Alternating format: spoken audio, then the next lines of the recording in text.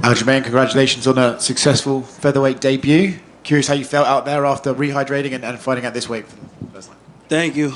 Man, I felt great physically, mentally, just different energy levels. Cutting, I guess, 25, 30 is a lot better than 35, 40. It's a big difference, you know, so I was happy about that. It was a little weird, though, because this was like the most nerves I think I've ever had for any single fight in my entire career, probably even more than my debut. It just felt very nerve-wracking, not knowing what was going to happen, going up a weight class, a tough dude who's been in there with some of the best guys in the world, beat some of the best guys in the world at featherweight. And I know he wanted it. Like, nobody wants to lose 3 in a row. So I knew he wasn't coming there to just take part, and especially at the face-offs when he told me, you already know. I was like, all right, we getting gangster right now. So I kind of knew what type of energy he was going to bring, and I'm just happy he was able to get the win tonight. You know, you speak about the nerves there. Obviously, people have talked about you going to featherweight for a long time, and you were always a little bit cautious about it, saying, well, I don't know, those are bigger guys. So I understand why you'd be nervous. But now that you've gone out there, got a win over a guy, a very dominant win, in fact, does that give you the confidence moving forward that actually, no, I can compete with the guys in this division? Yeah, 100%. I mean, I jumped in there with some of the biggest guys I could find at 145 at Extreme Couture, some of the guys over at Syndicate MMA, some of the guys back home from Long Island. Just getting in there with the who's and just trying to get my feet wet, get comfortable as possible. And I think tonight kind of shows us what I could do. I didn't feel small.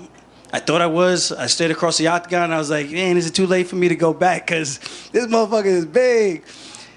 But thankfully, I was able to show what I could do here. Do you know you landed a power bomb? I went for the pile driver. It's one of my patented moves that I teach back home in Long Island. So, guys, the technique works. It definitely works on the biggest stage.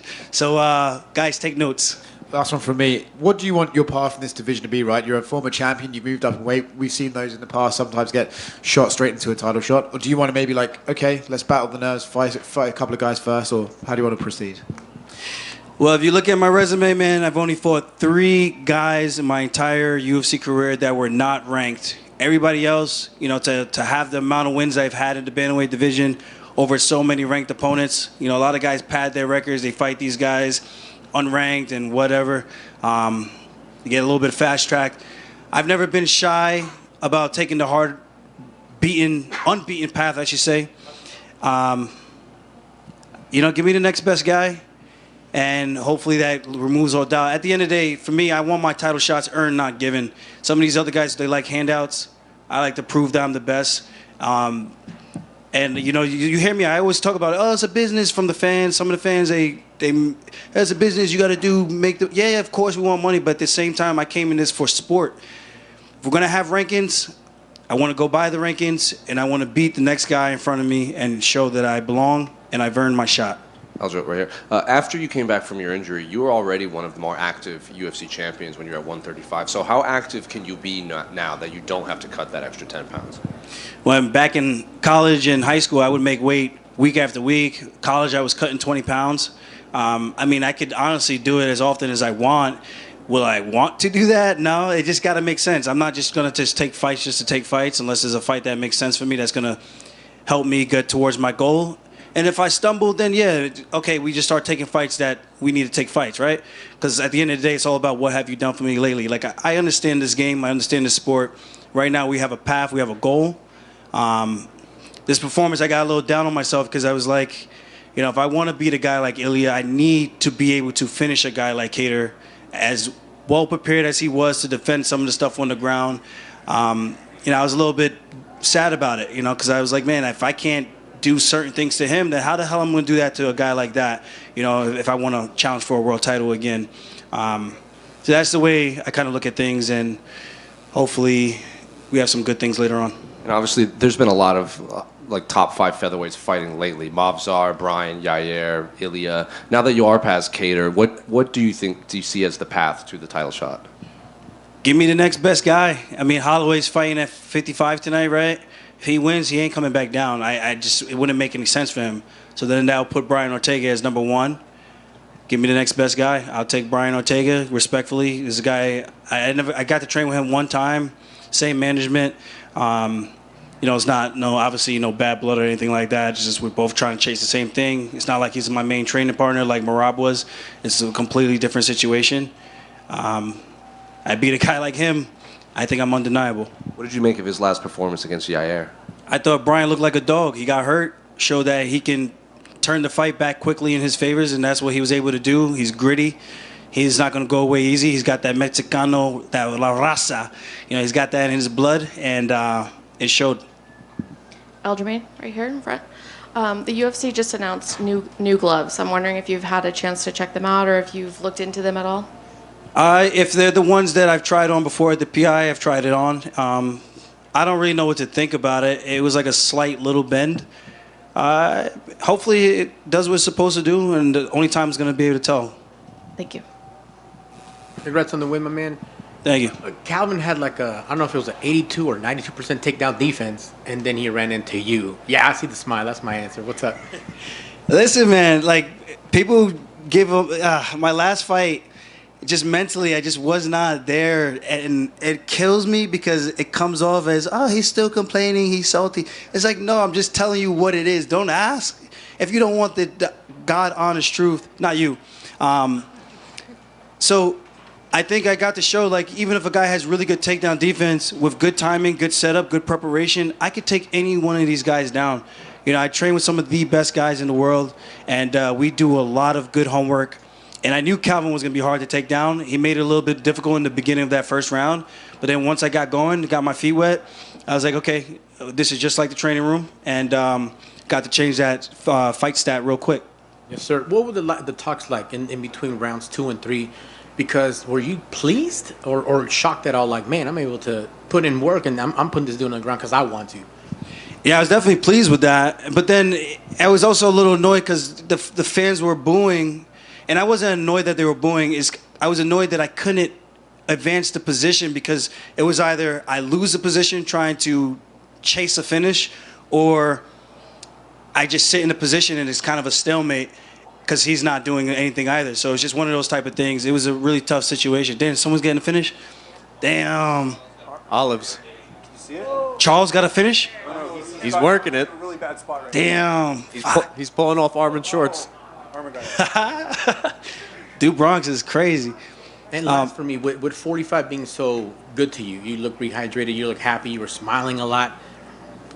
Is this the right amount of time preparation to just say, this is my new home, we could just expect you to do work at 45, Marab stays at 35, and you guys try to take over? I have no desire to go back down to 135 pounds, ever. You couldn't pay me enough money to do that to my body again. I was destroying muscle. It's just never going to happen again. I'm at 145. Shit, you might even see me at 155 before it's all said and done. That's what's up, man. Congrats on the win, and that chain looks dope. Thank you. Appreciate it. Aljo, you were head and shoulders of the best grappler at bantamweight. We got Brian Ortega, Mosvar Ivloev, I think I said it right, in featherweight. You consider yourself the best grappler in featherweight? I mean, I'm in the mix. Mozart, he grapples in a unique way. Then you got Diego Lopez, he grapples in a unique way. And then you got Brian Ortega, his grappling's in a unique way. I think everyone's a little bit different. I think I blend the wrestling a little bit better than most of them with the jiu-jitsu, and I think that's the difference. And who knows, you might see a couple more pile drivers in the future. And we obviously know the Weekly Scraps podcast on YouTube, Killing the Game. Put on your analyst hat. What are your thoughts for the BMF title and the main event? BMF title. We did a breakdown on this for my podcast. This was a tough one. You got the volume of Max Holloway, and then you got the durability of Max Holloway, but also Gaethje's durable as well, and he's a little bit more dialed in. He's not as reckless. I think you're going to see a lot of those calf kicks coming back from him. I think if Max mixes in the kicks, it makes things very interesting. I would imagine that Gaethje hits harder. So with that said, it's hard for me to pick. I fuck with both of these guys. I don't want to pick a side. May the best man win. But for the main event, I'm going with Jamal Hill. That's my guy. Of course, Pereira's a beast, a stud. Came into the UFC short time and has done a lot already in his career. But I'm leaning towards Jamal Hill. Aljamain up here. You mentioned you were in the best mindset for your last fight, and tonight you mentioned some frustration about some things you weren't able to do. What do you need to do to get back to that mindset where you feel like you're at your best, both mentally and physically, when you go out there? I mean, I felt good in there tonight. It's just some of the positions that were stalled out a bit. That was the frustration more so than like not. I don't know. It's just tough because again, I'm chasing the goal. I'm not just here to just win. Winning is cool, but if I'm just here to take part, it doesn't really make a lot of sense for me at this point in my life, my age. I'm trying to get that UFC goal once again, and I got to be able to do a little bit more. And that's really just the mindset that I have. When you think like that, good things happen. Of course, I'm going to definitely enjoy the win with my friends, my family, my fiance. But with that said, the last fight, like I said, wasn't the best version of myself. It was watered down. This one was much better. And I think we got to show a very dominant performance from beginning to end. Yeah, I could have done few things a little bit better, maybe. I got to go back and watch it. Otherwise, I might just be extra critical for no reason.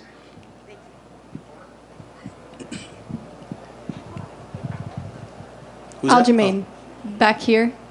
You mentioned that you were a little disappointed with not being able to get a finish, but oh, sorry, I'm back here. I don't know if you can see me. You mentioned you were a little disappointed not being able to get a finish. Obviously, still a dominant performance. Do you think that maybe you just need to settle into the weight class a little bit, or do you attribute that to Calvin Kattar's toughness? I think it's a little bit of both. I mean, Calvin's a veteran. He's been around the block. He's got his own promotion, killing the game. I've trained with him as an amateur, so I know he's really good. Back in 2010, so everything came full circle, which was fascinating to see them stand across the octagon.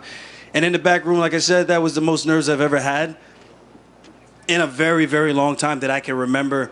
There was points where I'm just like, is it too late for me to go home? Is the bus still outside for me to just go back to my house? But once the fight got going, I was very excited about it. And I felt like I settled in a lot more. And I realized, like, yo, man, you definitely belonged here years ago. And I think the performance showed tonight. Awesome. Congratulations. Thank you. Thank you, guys. Have a good night. We'll be at Marquee tonight. Let's go!